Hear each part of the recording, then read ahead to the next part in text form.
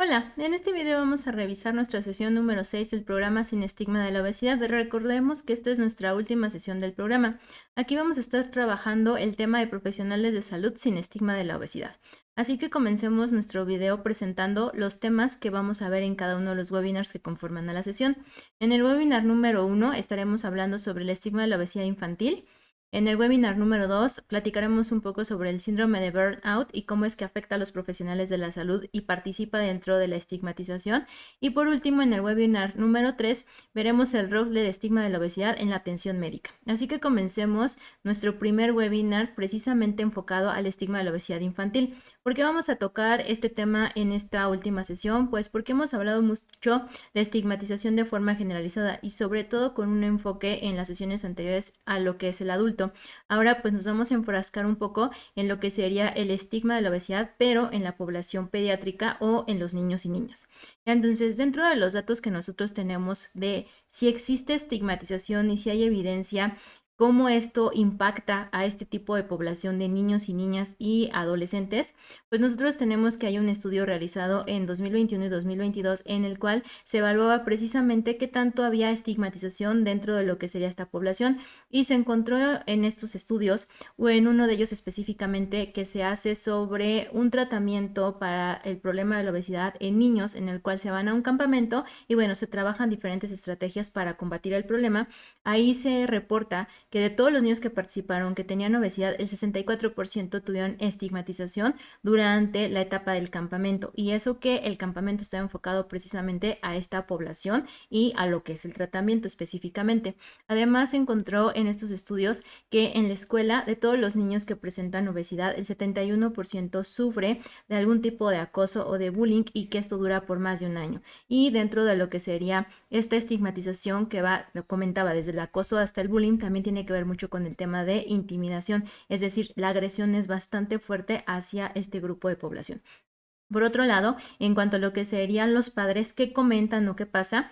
Hay un estudio que también evalúa en 2022 específicamente a los padres, cómo es su participación, su interacción y cómo se ha manifestado el estigma en ellos, pues se reporta que el 79.4% han comentado que dentro de la familia y de los entornos en los que se desarrollan, la población los acusa a ellos por el tema de obesidad en los niños, es decir, que les comentan que el problema de la obesidad es causado específicamente por ellos. Entre los datos que se mencionan es porque no tienen un control en el consumo de alimentos de sus hijos y que eso es una de las principales causas que origina que tengan obesidad. Y por otro lado, también cuestionan mucho los métodos de crianza y que de hecho han recibido comentarios con el enfoque de que son malos padres. Entonces, con esto nos podemos dar cuenta que sí existe una estigmatización también bastante fuerte en lo que sería este grupo de población y que dentro de los datos más críticos es que no nada más se queda en discriminación, sino que tiene que ver ya con temas de bullying y con intimidación.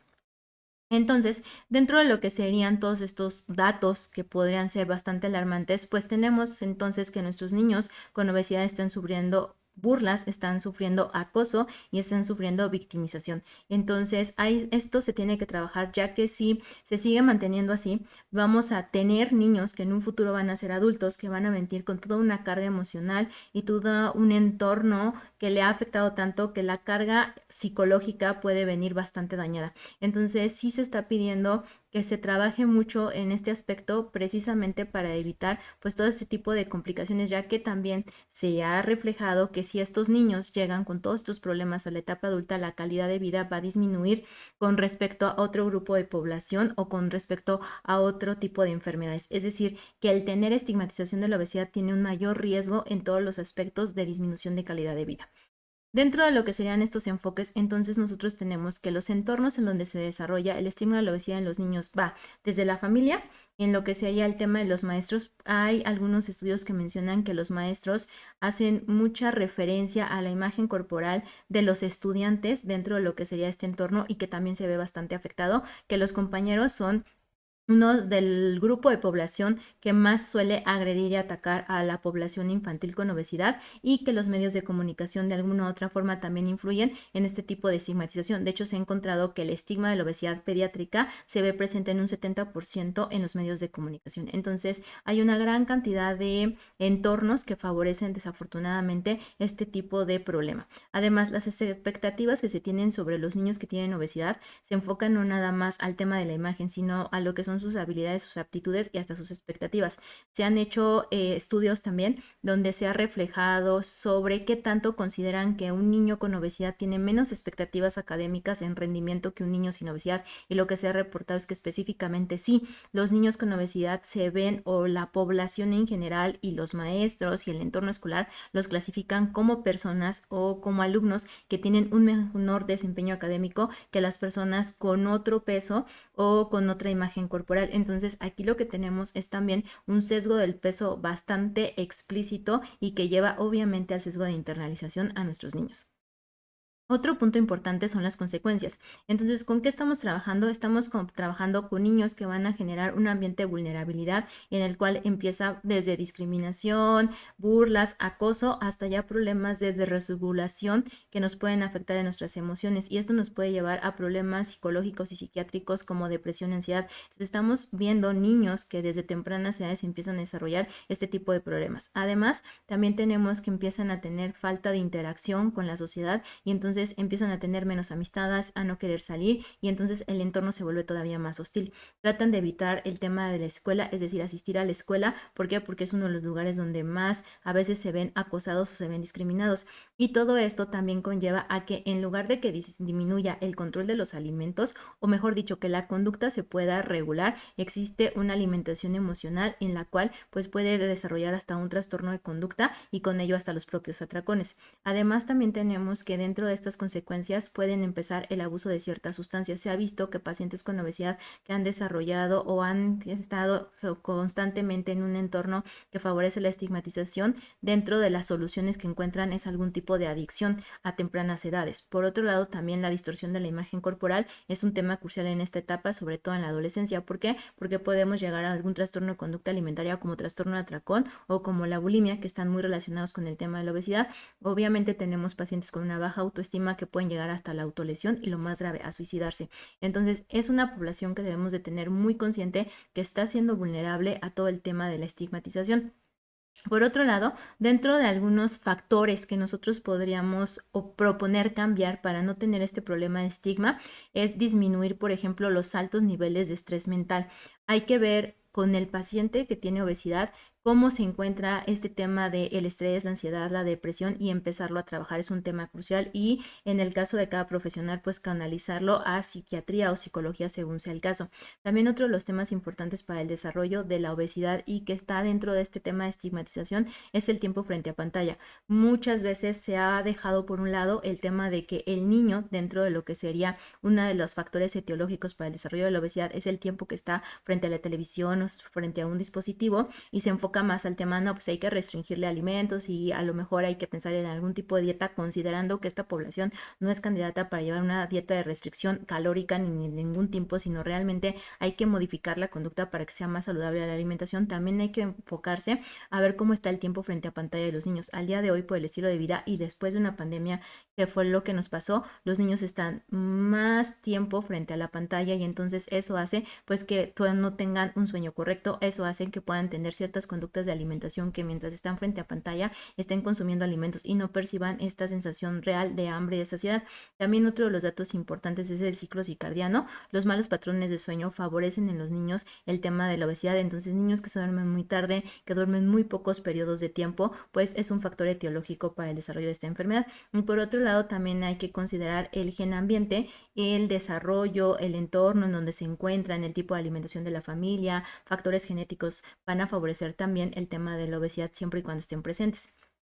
Por otro lado, u otro punto importante, como ya lo habíamos comentado, pues todo se centra en comportamientos. Entonces, además de pensar en un tema de alimentación y un tema de actividad física, ¿qué más tengo que ver como profesional de la salud? Tengo que enfocarme a las horas de sueño que tenemos en los niños. Ya existe una recomendación por etapa de vida, cuántas horas deben de dormir los niños específicamente para no ser propensos al desarrollo de la obesidad. Dentro de lo que serían niños que van de 3 a 5 años, la recomendación es que duerman de 10 a 12 horas. De niños de 6 a 12 años es que duerman entre 9 a 10 horas y niños de 13 a 18 años, que en esta parte ya serían más adolescentes, son de 10 a 8 horas. Con esto podríamos asegurar que este factor etiológico de los muchos otros que hay, pues podría ayudarnos a combatir o a controlar el tema de la obesidad. Entonces, niños que tienen pocas horas de sueño y que no concilian correctamente el sueño van a contribuir al tema de la obesidad infantil. Además, dentro de estos comportamientos que hay que cambiar, que ya vimos ahorita el tema del sueño, también está el efecto de la cuestión hormonal. Hay que revisar que no vayan a tener algún problema endocrino nuestros pacientes con obesidad infantil y ver si este problema hormonal no está provocando también algún tipo de trastorno en cuanto al hambre, al apetito y a la saciedad. Como ya lo comentaba, hay que organizar los horarios, no nada más de las horas de sueño, sino también los horarios de comida, estipular los tiempos de comida que va a haber, así como también el ambiente tranquilo en la cuestión de que cuando estamos hablando de alimentación, pues no es recomendable que existan distractores, entre ellos, pues la pantalla. Es decir, que los niños no es recomendable que se encuentren comiendo y estén frente al celular o frente al dispositivo móvil o frente a la televisión, porque esto ocasiona que no tengan una correcta atención al consumo de los alimentos y pueda ocasionar un consumo excesivo de estos. Entonces, enfocándonos precisamente al tiempo frente a pantalla, que es un tema crucial ahorita precisamente por todo lo que venimos trayendo de que los niños por la pandemia tuvieron que estar más tiempo frente a estos dispositivos. ¿Qué es lo que se ve? Se ve que un niño que pasa mucho tiempo frente a la pantalla, por ejemplo, 6 horas, 8 horas, tiene una menor saciedad en la cuestión del consumo de alimentos, tiene un mayor consumo de refrigerios, es decir, el niño pareciera que está presentando un tema de ansiedad y tiene que estar comiendo constantemente, y hay un aumento en la densidad energética en el consumo de los alimentos de forma generalizada, es decir, tiene una selección hacia alimentos con un mayor costo calórico. Entonces, el tiempo frente a pantalla es un factor a considerar bastante importante que a veces también dejamos de lado. Dentro de los horarios o tiempo que se recomienda para estar frente a pantalla, pues mientras con el tema de que no vaya a ser académico, no se recomienda que los niños de 2 a 5 horas, de 2 a 5 años, perdón, excedan más de una hora y que niños mayores de 6 años excedan más de las 2 horas. Y que el tiempo extraordinario, es decir, eso es lo ideal, pero lo que nos podría estar ocasionando estos tiempos frente a pantalla, pues pueden ser que de 6 a 7 horas, que es un horario ya combinado entre juego y actividades académicas, a partir de esto ya tenemos un factor de riesgo para el desarrollo de la obesidad. Dentro de algunas estrategias que se recomiendan para el manejo de la obesidad en la etapa infantil, pues es considerar dentro de nuestro tratamiento los factores genéticos, el tema de la conducta, factores psicológicos e interpersonales, por lo tanto los niños sí deben de tener un apoyo psicológico, los ambientes que inducen al cambio y platicarlo, así como involucrar estos ambientes como el factor de los amigos, el factor de los maestros, todo lo que son los cuidadores primarios y las oportunidades para la intervención, qué intervenciones son las más favorables en este momento para mi paciente. Entonces, al igual que hemos manejado, pues podemos traer algunas de las estrategias que ya se han comentado, pero enfocarlas precisamente a este grupo de población.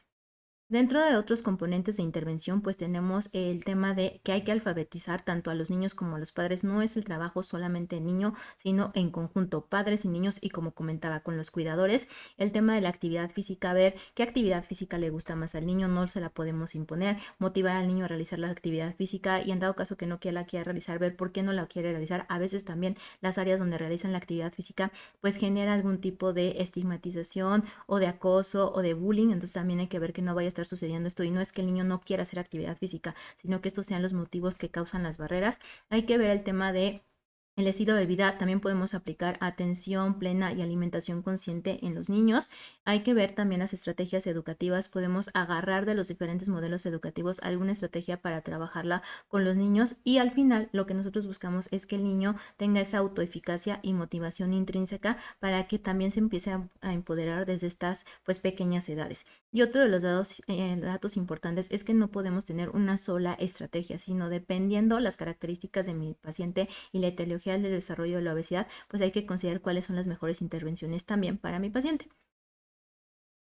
Dentro de los entornos, entonces, donde vamos nosotros a impactar, están, pues, la casa. Hay que trabajar el tema de la casa, el desarrollo de la obesidad, que toda la familia y los cuidadores entiendan que es una enfermedad. Hay que ver las creencias, las actitudes que tienen precisamente a cómo están viviendo el tema de obesidad infantil y el apoyo que están teniendo los padres, porque aquí no nada más es el apoyo para el niño o la niña o el adolescente, sino también para los papás. En la escuela hay que ver cómo es el consumo de los alimentos, quién se encarga de los alimentos, si llevan o no llevan alimentos y cómo podríamos modificar un poco este entorno y también la participación de ellos. En los factores ambientales, pues la conciencia y la disciplina que deben de tener, que tanto el factor ambiental también está desfavoreciendo las condiciones del desarrollo de la obesidad en el niño y siempre pues hay que pensar en objetivos alcanzables tanto para el niño como para los padres. Recordemos que estamos trabajando con estos dos grupos, tanto el niño como el grupo de papás o de cuidadores.